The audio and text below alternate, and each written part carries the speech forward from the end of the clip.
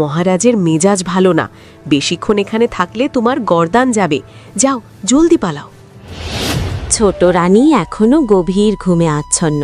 তিনি জানতেই পারলেন না যে তার বুকের মানিকদের নিয়ে প্রহরীরা নদীর দিকে রওনা হয়ে গেছে।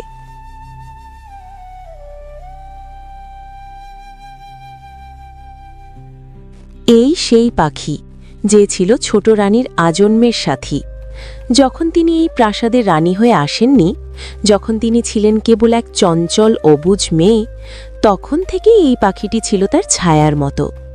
মা হারা সেই ছোট্ট মেয়েটির শৈশব কেটেছে এই পাখির সাথে কথা বলে, নিজের মনের সব দুঃখ অভিমান এই ছোট্ট প্রাণটির কাছে বিলিয়ে দিয়ে। মা নেই, তাই এই পাখিটিকেই তিনি আগলে রেখেছিলেন মায়ের স্মৃতির মতো করে। আজ সেই ছোট্ট মেয়েটি বড় হয়েছে, এই রাজ্যের ছোট রানী হয়েছে, কিন্তু তার সেই পুরনো বন্ধুটি বদলায়নি। অথচ আজ রাজার এক নিষ্ঠুর সিদ্ধান্তে সেই আজীবনের সাথীটিকে চিরতরে হারিয়ে ফেলতে হচ্ছে। রাজা আজ যা শেষ করতে যাচ্ছেন তা কেবল একটি পাখি নয়, বরং ছোট রানীর বেঁচে থাকার শেষ অবলম্বন আর তার শৈশবের সবটুকু স্মৃতি। মহারাজ তো অনেক বড় পাপ করছেন। এতটুকু বাচ্চাদের জলে ভাসিয়ে দিতে বুকটা একটুও কাঁপল না ওনার? চুপ কর, মহারাজের আদেশ অমান্য করলে আমাদের গর্দান যাবে। নে, তাড়াতাড়ি ঝুড়িটা ভাসিয়ে দে।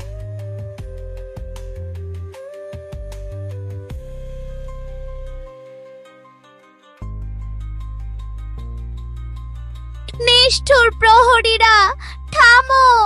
আমার ছোট রানীমার কলিজার টুকরোদের এভাবে জলে ভাসিও না, ওদের ফিরিয়ে নিয়ে চলো। আজ তোর শেষ রক্ষা নেই রে শয়তান পাখি, তুই অনেক ঝামেলা করেছিস।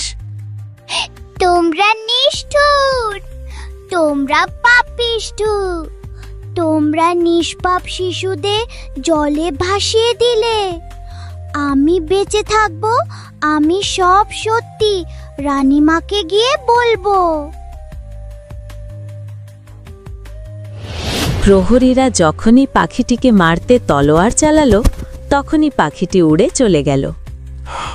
আরে, পাখিটা তো নাগালের বাইরে চলে গেল, এখন কি হবে? বাদ দে, মহারাজকে বলবো ওটাকেও মেরে নদীতে ফেলে দিয়েছি, কে আর দেখতে এসেছে। নিষ্ঠুর প্রহরীদের হাত থেকে কোনোমতে প্রাণ বাঁচিয়ে পাখিটি আকাশের ডানা মেলল, কিন্তু তার বুক ফেটে কান্না আসছিল। সে তাকিয়ে দেখল নদীর উত্তাল ঢেউয়ে তার আদরের দুই রাজকন্যা দূরে, বহু দূরে ভেসে যাচ্ছে। পাখিটি মনে মনে প্রতিজ্ঞা করল, আমি হার মানব না, আমি বেঁচে থাকব শুধু আমার রানীমা আর এই ছোট রাজকন্যাদের জন্য। একদিন এই অন্যায়ের বিচার হবেই। দুই রাজকন্যা যখন ঢেউয়ের তালে তালে ভেসে যাচ্ছিল, তখনই ঘনিয়ে এলো এক মহাবিপদ। জলের নিচ থেকে এক বিশাল কুমির হাঁ করে এগিয়ে এলো রাজকন্যাদের দিকে। একটি রাজকন্যাকে সে নিজের মুখে তুলে নিল খাবার জন্য, কিন্তু এ কি, পরক্ষণেই অলৌকিক কিছু একটা ঘটল। বাহ, কি রূপ তোমার! আমি তো তোমাকে ভক্ষণ করতে যাচ্ছিলাম, কিন্তু তুমি যে কি মিষ্টি! তোমাকে আমি কুসুমপুর রাজ্যের রাজঘাটে রেখে আসব। শুনেছি সেই রাজার কোনো সন্তান নেই, তুমিই হবে সেই রাজ্যের ভবিষ্যৎ।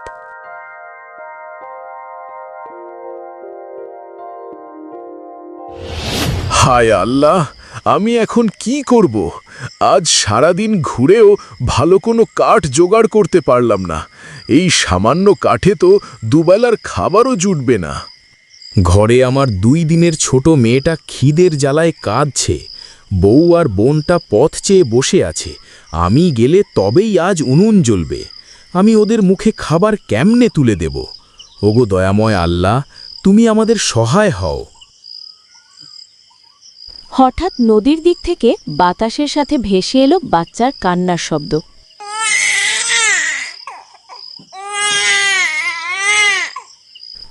কিরে, এই জনমানবহীন নদীর পাড়ে বাচ্চার কান্নার শব্দ কোত্থেকে আসছে?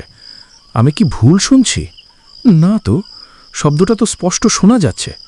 একটু গিয়ে দেখি তো, এই ভর দুপুরে এখানে বাচ্চা আসবে কোত্থেকে? কে জানি আবার কোনো বিপদে পড়ল কিনা।